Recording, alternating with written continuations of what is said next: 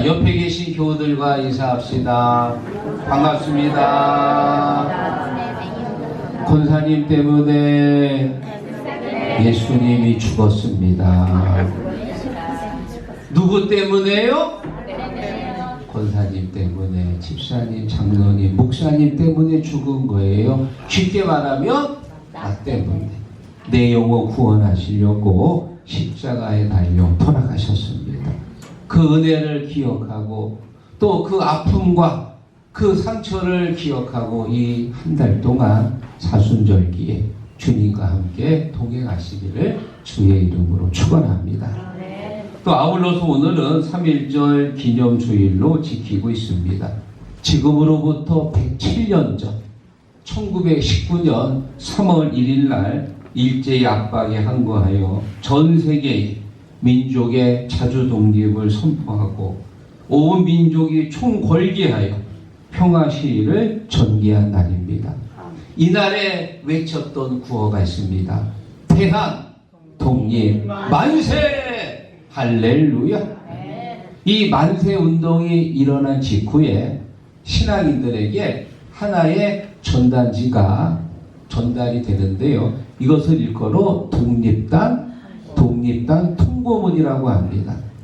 이 통고문에 어떤 내용이 담겨져 있냐? 신자는 매일 3차례 기도하되 일요일은 금식하며 매일 성경을 읽되 월요일은 이사야 10장, 화요일은 예레미야 12장, 수요일은 목요일은 야고보서 5장, 금요일은 이사야 59장, 토요일은 로마서 8장을 돌아가며 다 읽을 것이라. 이 통고문이 우리 신앙인들에게 한 장씩 다 배포가 됩니다.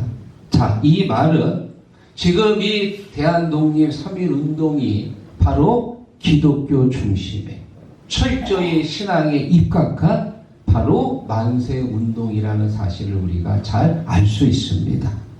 저는 이 시간 우리 신앙의 선배들이 독립만세운동을 하면서 매일 아침 읽었던 월요일, 바로 이사야 10장의 말씀을 가지고 이스라엘의 남은 자에게 주시는 말씀이란 제목을 정했는데요. 오늘 말씀을 통해서 하나님께서 이스라엘을 사랑하시듯 얼마나 우리 대한민국 이 백성을 사랑하시는지 그 은혜를 깨닫고 오늘도 그 사랑과 은혜를 감사하는 축복된 시간이 되기를 주의 이름으로 축원합니다. 이스라엘의 남은 자에게 주시는 첫 번째 말씀, 아수르 왕을 벌하시리라. 자, 10절 12절 읽어보겠습니다. 그러므로 주께서 주의 일을 다 행하신 후에 아수르 왕의 완악한 마음의 열매와 높은 눈의 자랑을 벌하시리라. 아멘. 여러분이 아수르라고 하는 나라는 이라크 북부 지역에 자리 잡은 아주 강한 민족이었습니다. 이 아수르는 아주 잔인한 민족으로 이름이 났어요. 무시무시한 전차와 철갑을 두르고 그리고 남의 나라를 침략해서 완전히 쑥대밭으로 만드는데 포로민들을 잡아가지고 살 가죽을 벗겨서 찬대에 찔러가지고 높이 매달아 둡니다. 또 포로민들의 목을 베가지고요, 그 머리를 산더미처럼 쌓아서 그 위에 식탁을 놓고 거기서 술 파티를 벌였다고 그래요. 아주 잔인한 민족이었습니다. 특히 민족의 정신을 빼앗기 위해서 혼혈 정책을 사용했는데 사마리아의 여자들을 잡아다가 아수르로 끌고 가서 거기서 결혼을 시키고 또 아수르의 여인을 사마리아로 데려와서 거기서 또 이스라엘 남자들과 결혼을 시켜서 혼혈 민족을 만들어. 이스라엘이 믿는 하나님이 어떤 하나님입니까? 오직 유이신 하나님이잖아요. 섞이니까 이방 민족과 우상이 섞이니까 신앙이 짬뽕이 돼버립니다. 이 일로 인해서 예수님 시대에 이 사마리아에 사는 사람들이 같은 유대 민족에게 멸시와 천대를 받게 됩니다. 그 당시 지금으로부터 2800년, 2700년 전 이 아수르라고 하는 나라는 가장 강한 민족이었어요. 이스라엘 사람들이 아수르란 말만 들어도 오금이 저릴 만큼 공포의 대상이었습니다. 자, 그런데 하나님께서 이사야 선지자를 통해 말씀하십니다. 내가 아수르 왕을 벌할 것이다. 지금 나라가 망했습니다. 사람들이 뿔뿔이 흩어졌습니다. 칼에 창에 찔려서 불에 타서 다 죽었는데 그나마 간신히 살아남은 사람들도 있었어요. 도망간 사람들도 있습니다. 그들에게 말씀합니다. 걱정하지 마라. 내가 너희들이 그렇게 두려워하는 저 아수르 왕을 심판하겠다.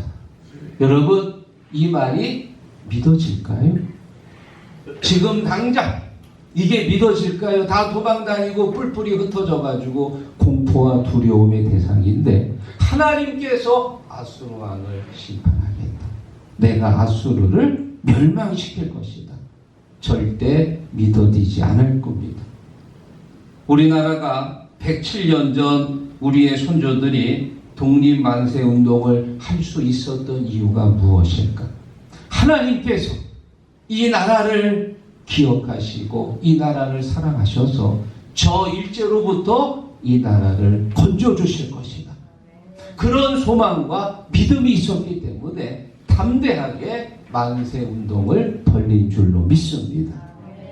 물론 1919년도에 시작해가지고 정작 광복은 1945년 무려 26년이라는 시간이 흘렀습니다. 26년 동안 이 일제는 우리나라의 주권을 빼앗았습니다. 우리나라의 언어, 문화를 빼앗았습니다. 우리 아들들을 빼앗가지고 전쟁터에 강제로 징집을 시켰고요. 우리의 딸들을 빼앗아서 위안부로 보내서 우리의 딸들을 험한 인생을 살게 했지요. 그 26년이라고 하는 시간 동안 혹독하게 일제의 폭박 가운데 엄청난 고난을 겪었는데 그럼에도 불구하고 믿음을 갖고 있었어. 하나님은 저 악한 일제를 벌하실 것이다. 저들의 손으로부터 우리를 건져 주실 것이다. 할렐루야. 그 믿음을 가지고 담대하게 만세운동을 벌린 줄로 믿습니다. 우리 하나님이 어떤 분이십니까? 악한 자를 멸하시고 의인을 인정하신다고 그랬어요. 시편 1편에 보면 악인은 마치 바람에 나는 겨와 같다. 심판을 견디지 못하고 의인의 회중에 들지 못한다. 우리 하나님은 공의로우신 분이세요. 악한 자를 결코 절대 용서하지 않는 줄로 믿습니다. 올해 1월 달에요. 이런 기사가 하나 나왔습니다. 물류 택배 회사 하는 60대 A씨가요. 글쎄 자기가 하는 그 갈비탕을요. 무려 5만여 개 넘게 그거를 훔쳤다는 거예요. 식자재를 납품하면서 기술도 좋지. 그 수만 개를 어떻게 그거를 다 훔쳤는지 시가로 8억이 넘는다고 그래요. 무려 3년에 걸쳐서 야금야금 훔쳐가지고 그렇게 많은 것들, 갈비탕, 사실 갈비탕 내가 좋아하긴 하지만 나 하나 좀 갖다 주지 그거. 그 많은 갈비탕을 훔치고 그리고 또 자기 내연녀가 있었대. 그 옆에 있는 게 내연녀예요. 내연녀한테 그 갈비탕을 또 선물로 줬는데 이 내연녀가 그걸 또 재활용해가지고 갖다가 또 팔았어. 그래서 얻은 수익이 7천만 원이 넘어. 많이 팔았네. 이게 뭐 200개 가지고는 그 정도 가격이 안 나오지요. 네. 그래 두 사람이 아주 서로 3년 동안 잘 해드셨는데 그게 여러분 끝까지 갔을까요? 걸렸습니다. 네. 그래가지고 남자는 실형 8개월이 떨어졌고요. 여자는 6개월의 실형을 받게 됩니다. 악한 자 절대 하나님이 가만두지 않습니다. 때가 되면 반드시 심판하십니다. 정의는 살아있고 하나님이 반드시 심판하십니다. 하나님께서 아수르 왕을 심판하시듯 일본을 심판하셨고 일본의 그 압제 속에서 우리 대한민국을 건져 주신 줄로 믿습니다.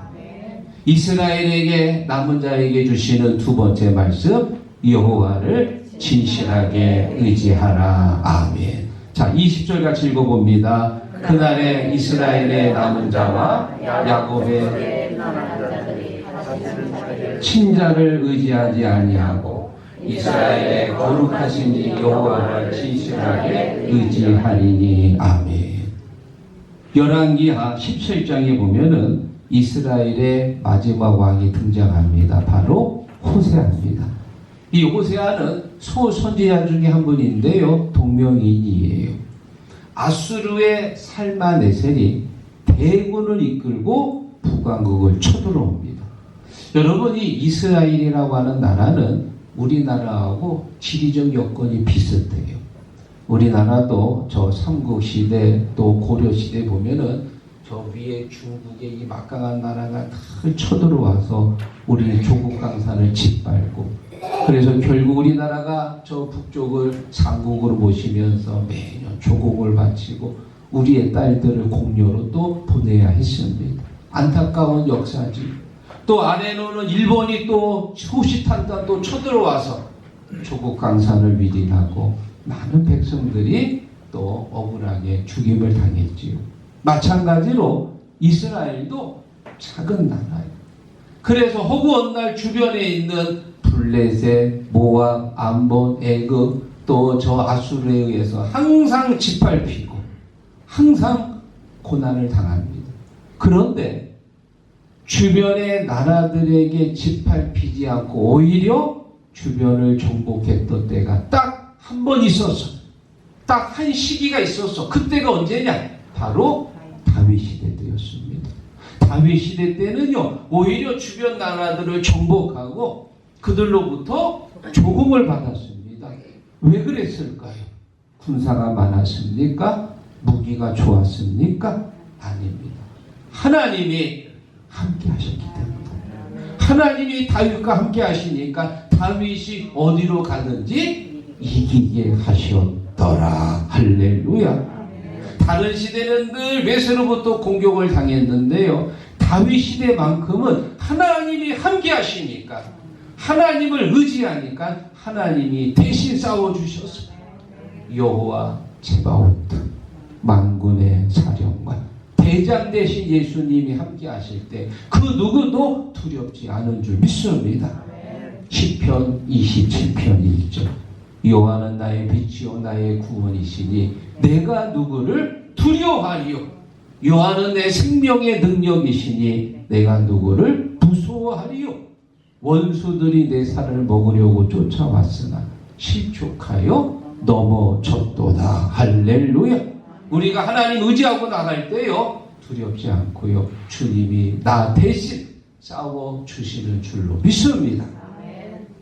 아수르의 살마네셀이 대군을 몰고 쳐들어왔을 때 호세아 마지막 왕이 어떻게 했냐? 하나님을 의지하지 않았습니다.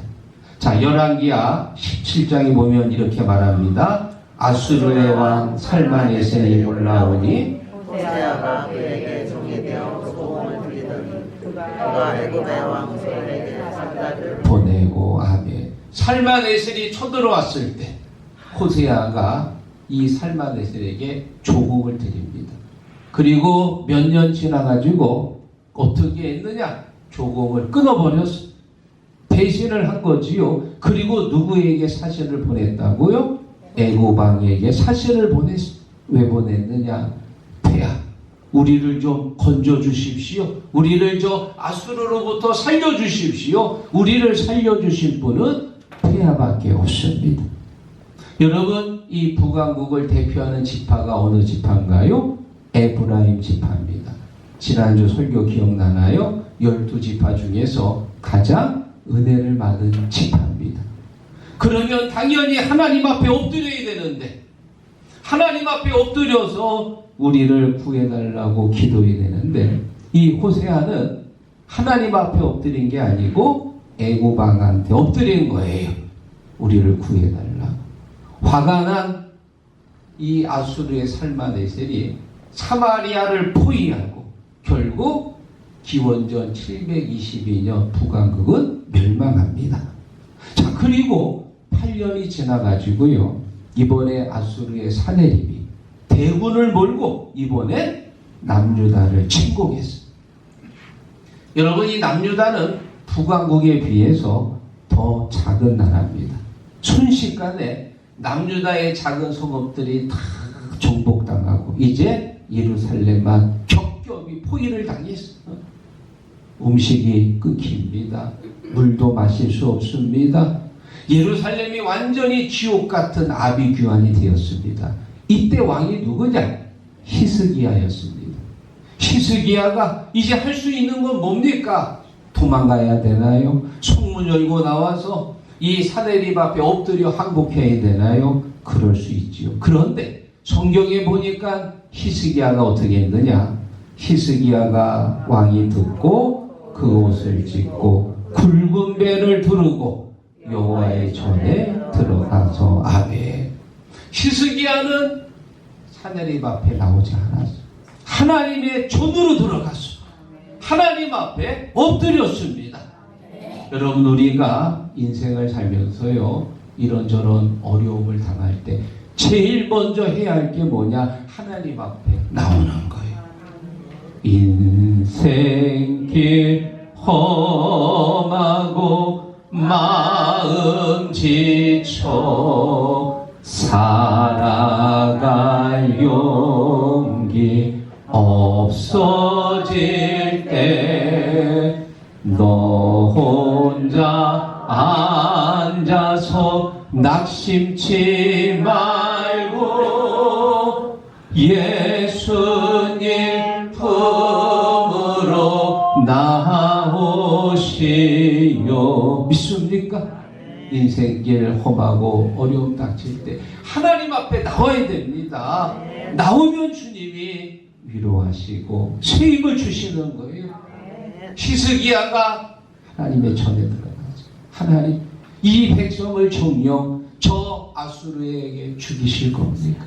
북왕국이 망한 것처럼 이 남유다도 망해야 됩니까? 이 백성을 구원해 주옵소서. 이 백성을 건져 주시옵소서. 간절히 기도할 때 하나님께서 이사야 선지자를 통해 말씀하십니다. 내가 아수르를 심판할 것이다. 두려워하지 말라. 내가 너희들을 건져줄 것이다. 할렐루야.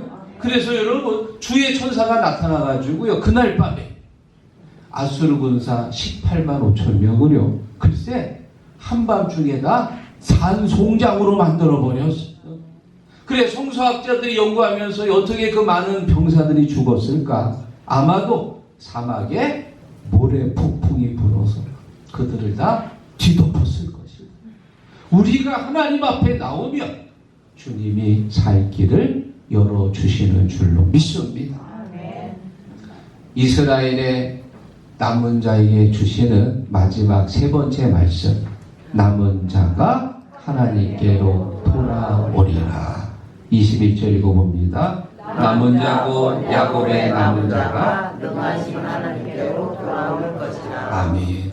여러분, 남은 자가 돌아온다는 얘기는 아수르 왕이 침략하기 전에는 하나님을 떠났던 사람들, 우상을 섬겼던 사람들이 아수르가 침략해서 나라가 망하고 나서 그때서야 깨달은 거예요. 아, 우리가 하나님의 말씀을 잃어버렸구나. 하나님의 말씀을 순종하지 않아서 결국 이 나라가 망했구나. 그리고 나서 깨닫고 다시 하나님께로 돌아오리라. 사랑하는 성도 여러분, 우리가 말씀을 듣고 깨닫고 돌아오잖아요. 그러면 주님이 우리를 다시 축복하십니다. 잃었던 것을 다시 회복하게 하십니다. 하나님께로 돌아오는 자가 지혜로운 사람입니다. 하나님께로 돌아올 때 주님께서 다시 회복시켜 주시는 줄 믿습니다. 요엘서 2장 12절에 말합니다. 여호와의 말씀에 금식하고 울며 애통하고 마음을 다하여 내게로 돌아오라 하셨나니 아멘. 내게로 돌아오라. 돌아오는 자가 지혜로운 사람이에요. 우리 교회가 올해 신년 50주년을 맞이하고 또 기념 감사 예배를 준비하면서 112 전도 운동을 하고 있습니다. 이번에 이 112 전도 운동을 통해서요, 떠나갔던 우리의 영혼들이 다시 돌아오기를 원합니다. 물질 때문에 힘들어서 낙심했던 사람들이 돌아와야 됩니다. 건강 때문에 낙심했던 사람들이 다시 돌아와야 됩니다. 신천지에 빠졌던 사람들, 통일교에 빠졌던 사람들, 안식교, 여호와의 증인, 이단에 빠졌던 사람들이 다시 주님께로 돌아와야 돼요. 여러분 자녀, 여러분 남편, 여러분 친구, 이웃들, 예수 믿고 실망하고 떠났던 사람들이 다시 하나님께로 돌아오는 그런 은혜가 있기를 주의 이름으로 축원합니다. 누가복음 10장에 보면은 10명의 납병 환자가 등장하는데요. 이 10명의 납병 환자들이 예수님을 멀리서 보고 소리칩니다. 납병에 걸리면 사람들 가까이 못 가요. 병이 옮긴다고 생각해서 돌 맞아 죽습니다. 가까이 못 가고 멀리서요, 예수님 우리를 불쌍히 여겨주세요. 우리 좀 고쳐주세요. 그때 예수님께서 제사장에게 가서 보여라. 제사장에게 보이라는 얘기는 몸이 깨끗하게 낫는다 그 말입니다. 그래서 이 납병 환자들이 예수님 말씀을 믿고 열심히 제사장을 향해 뛰어가는데, 뛰어가던 도중에 납병이 나은 거요. 할렐루야. 얼마나 감사합니까? 얼마나 좋습니까? 완전히 새 삶을 얻은 거예요. 그런데 그 10명 중에 9명은 어떻게 했냐? 전부 다 각각 집으로 가버렸어요.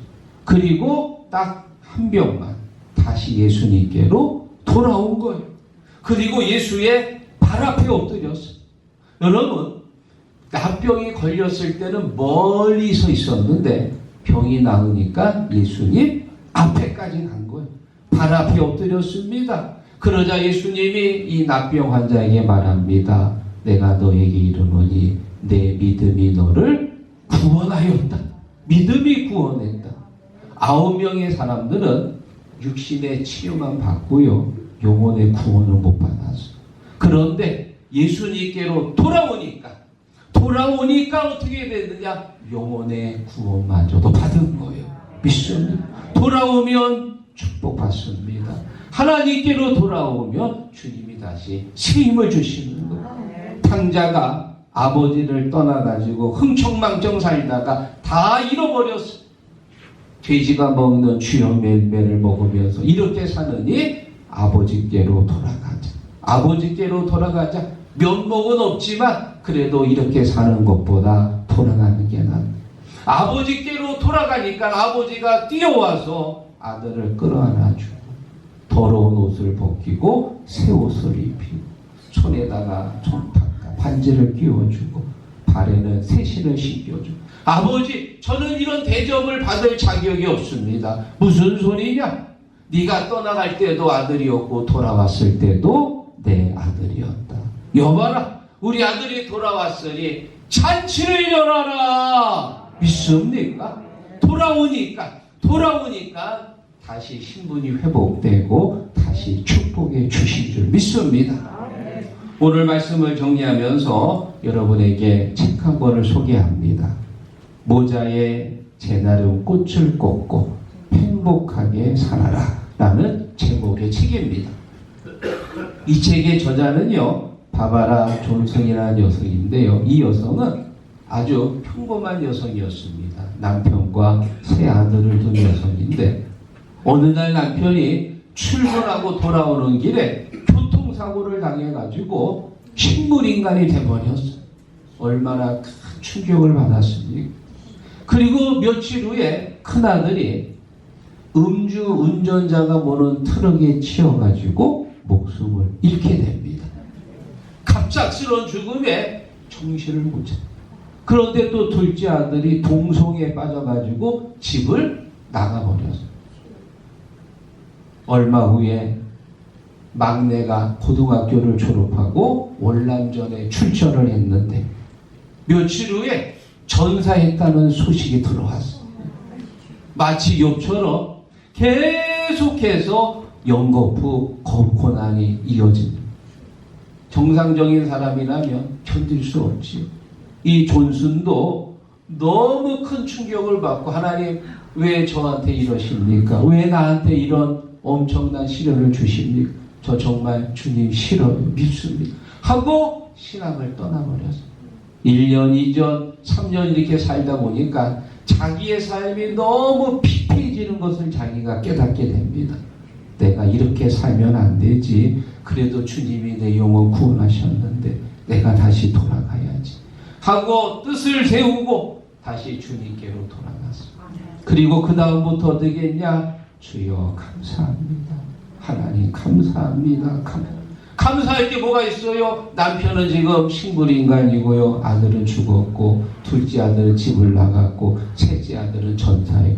뭐 감사할 게 뭐가 있어요? 아무것도 감사할 게 없어요. 그런데도 감사합니다. 하나님 감사합니다. 그렇게 감사 생활을 2, 3년 하다 보니까 글쎄 식물인간 된 남편이 눈을 떴습니다. 너무 감사해서요. 그러면 내가 할 수 있는 일이 무엇인가 생각하다가 월남전에 참전해서 죽은 그 아들의 부모들을 찾아가서 그들을 위로하기 시작했습니다.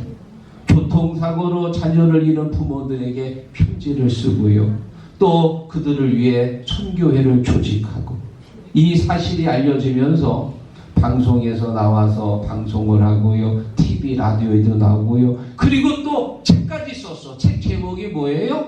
모자에 재라는 꽃을 꽂고 행복하게 자라라. 재라는 꽃이 뭔지 난 생전 처음 듣는 얘기인데 보니까 빨간 꽃이더라고. 아주 이쁜 꽃이더라고요. 이 방송을 집 나간 둘째가 보고는요. 나중에 다시 집으로 돌아왔더라. 할렐루야. 감사할 수 없는 일이었지만 하나님 앞에 돌아와서 감사의 생활을 하니까 주님께서 다시 회복시켜 주시고 이 가정을 복되게 하신 줄 믿습니다. 사랑하는 시국 성도 여러분, 오늘이 첫 주 감사주일, 고난주간, 또 이 사순절 둘째 주일인데 이 40일 동안 주님과 함께 고난의 길을 걸으면서 항상 감사하는 믿음으로 살 때 떠났던 자녀들이, 실망했던 영혼들이 다시 주님께로 돌아오는 놀라운 역사가 이 사순절기에 있기를 주의 이름으로 축원합니다.